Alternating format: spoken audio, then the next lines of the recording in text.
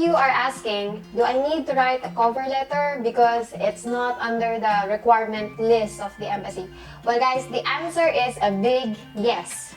Even though na walang cover letter na hinihingi or nire-request from the requirements of the embassy, it's still a must that you create one. And if you're going to create one, you must make sure that you rock that cover letter. So guys, ano ba yung cover letter? Cover letter is simply a letter that is addressed to the embassy where you're going to apply for a Schengen Visa. And your cover letter is your big chance of getting that visa approved. Like, imagine guys, a cover letter is like an interview, but the only difference is that you're not actually there to answer it personally. So, you will be answering certain questions na kahit hindi naman tinatanong sa inyo, and you will all have that in the cover letter to present to the consul that will be reviewing your application. Especially nowadays, guys, madami ng VFS or yung Visa Application Center. So, not everyone are going to the main embassy to apply for their visa. Especially those who are applying for a short-term visa. Dumidiretso na tayo sa VFS and dun tayo nagpapasa ng mga documents natin. Yung VFS is not the people or hindi sila yung mga tao na magde-decide whether your visa is approved or not. There are simply the people who are accepting or collecting your documents, and they will be the ones sending those documents to the main embassy or to the consuls that will be giving the approval or denial of your visa. So, since sila yung middle person, hindi nyo talaga makakausap or makikita yung mga consul na magre-review ng application nyo. And the only way to send them message or to explain them certain things about you or about your application is by cover letter. And then guys, one tip in making a cover letter is huwag kayong mag-a-assume na alam ng embassy lahat ng documents na meron kayo.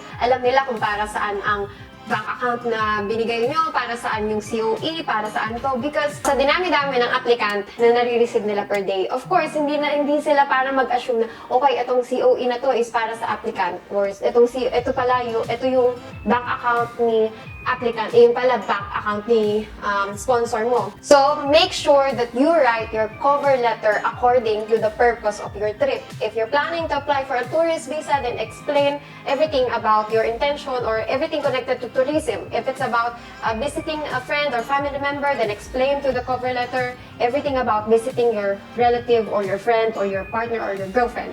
So, let's go dun sa what should a cover letter contain? Or ano nga ba yung mga nakasulat dapat sa cover letter nyo? First, isa sa mahalaga, I mean, even though meron ka nang ipapakitang birth certificate or passport, it is a must that you introduce yourself in the cover letter. Again, you cannot let the consul assume who you are because in the first place, they don't know who you are and they don't know your intention and they don't know what you want to do in Europe. So, you need to first introduce yourself, tell them your full name, where your complete address, your passport number, and why are you applying to their embassy. Because sometimes you wanted to apply to France, and so you're going to apply to France embassy. And then on the part of the letter, they did not see that you're even planning to go to France, or they did not see yung mga tourist attraction na plano nyo makita sa France.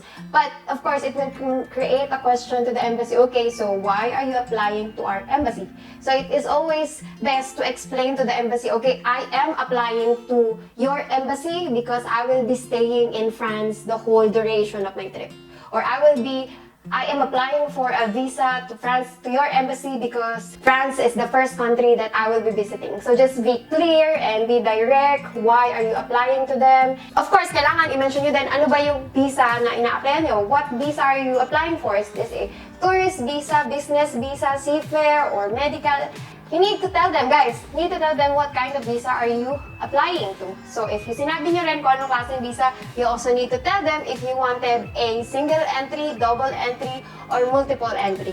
Everything that you want, you need to tell them. Again, don't let the consul assume what you want because they don't know what you want. After you say some information about yourself, you need to also explain what is the purpose of your travel. So after ng introduction, tell them why are you applying for a visa. If you're applying purely because you wanted to just travel and it's for tourism, or you wanted to be with your boyfriend, so you're applying for a visit visa, be specific.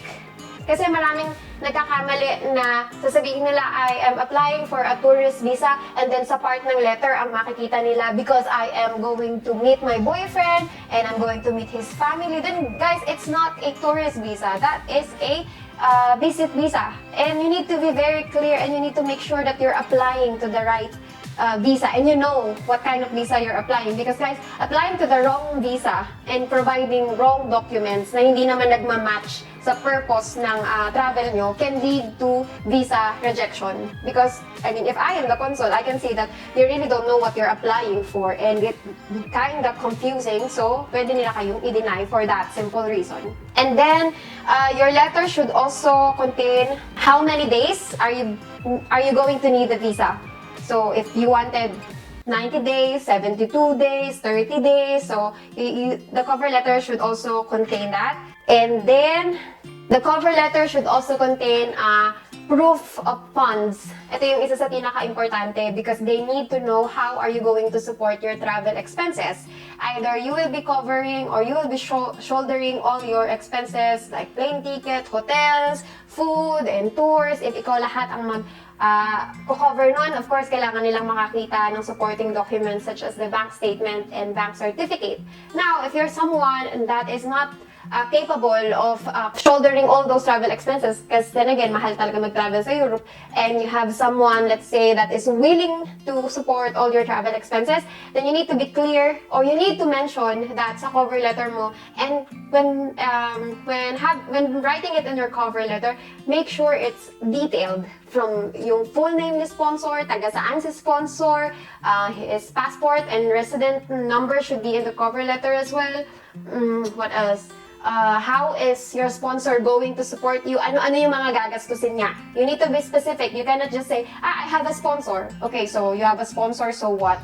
So how is he going to support you? So again, be detailed about it. I've talked to some people, and then they showed me their cover letter para i-check ko, and then I noticed when they introduce a sponsor, they just said, oh, my boyfriend will be sponsoring my trip. And there's no information regarding the boyfriend. They just say, okay, my boyfriend. Sometimes it's just, my boyfriend Ian will shoulder my expenses. Okay, so who is Ian? Where is Ian from? How Ian is related to you? So, don't let the consul create those bubbles na hindi naman talaga nila alam. They don't know your sponsor. They don't know who you are. So make it easier for them, because it will also make it easier for you. They will not, kasi, syempre, if meron kayong mga supporting documents from the sponsor, tapos hindi siya nakasulat sa cover letter nyo, it can create a confusion in a way na pag chinek nila yung mga documents nyo, magtataka sila, bakit may bank statement from this person, hindi naman ito yung applicant. And by simply forgetting to write it sa cover letter mo, it can create confusion to the person who is going to review your application, because again, it does not match kung sino ka at kung sino yung nakasulat dun sa bank statement and sa bank certificate. So again, everything that is written in your cover letter should have a supporting document, or lahat ng supporting documents na ipapasa nyo sa kanila should be addressed to the cover letter. And then what else? So your cover letter should also contain where will you stay during the trip. If you are going to apply for a tourist visa, you can just simply give them a brief or an overview of your travel itinerary. Because with me, ako, pag gumagawa ko ng travel itinerary, it's always separate from my cover letter. But then you can just give them an overview in your cover letter that, okay, I will be staying in Germany for the first week, and I will be staying on this hotel. So at the same time, they can see it in your cover letter, and they can see it in your travel itinerary. If you're someone who is applying for a visit visa, and then you will be staying to your friend's house, family member, boyfriend's house, girlfriend's house, you write that sa cover letter na you will be staying to this house, and write the complete address, where it is located. So again guys, please make sure to have all the details in your cover letter. The good thing about writing a cover letter as well is that if there is any document that you will not be able to submit, example, you don't have a bank account, so you cannot submit a bank certificate or a bank statement, or you do not have an ITR but you are employed. So any documents that you cannot submit on your application, you can explain sa cover letter nyo why you don't have that. And it's really good kasi if the consul is going to look for that in your cover letter, tapos hindi nila makita, and then they will just, okay, I will reject this person because he do not have a bank account or he do not have an ITR. But if you have an explanation to your cover letter, at least it will save you from the hassle of having them question you or like tatawagan ka nila. Sometimes, even though they did not made a interview, they can call you and then they will ask you, okay, nasan to? Why you don't have an ITR? And then you will explain, oh, I do not have ITR because this and that. So at least na-save ka dun sa hassle na tatawagan ka pa for interview because you already give them the answer why you don't have those. And then another important part of the cover letter is assurance to the embassy that you will not overstay.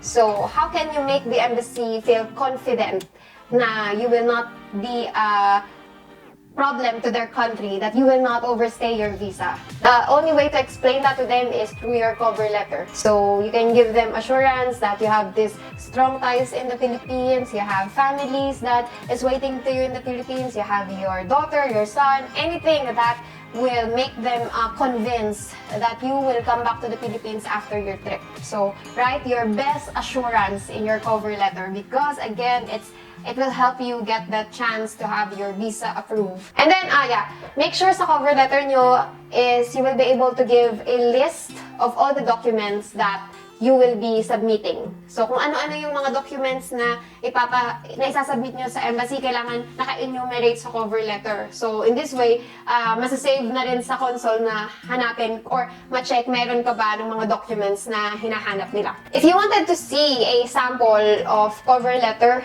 I do have a website and I have some samples there ng mga cover letter na ginawa ko. And again, one thing for those people that are employed, it is best na isama nyo sa cover letter nyo what kind of job you have o saan ka nagtatrabaho, from what company you're working, how long you've been working with this company, mention your salary, and then if you have a business, tell them about your business, where your business is located, the name of your business, and mention kung ano yung mga business permit that you have, if you have a DTI, barangay permit, mayor's permit, and yeah, these things.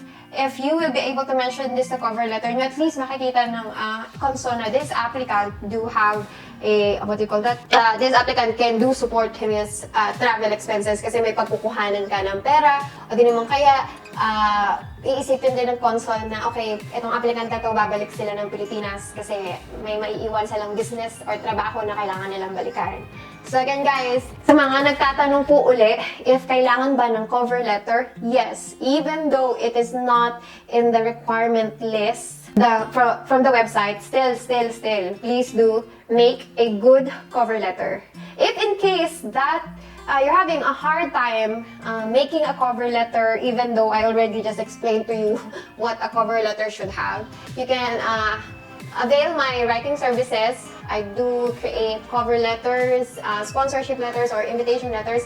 So I will have a link to my website and you can just check out all the services that I do offer. So yeah, those are the, what do you call that?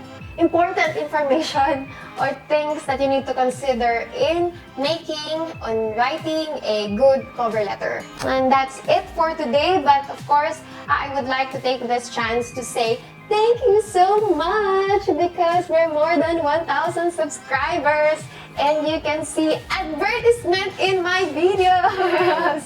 So because of you guys, I was able to reach 1,000 and I hope you will also help me reach 2,000 and 3,000 and more and more. And I promise that I will make more good videos for all of you.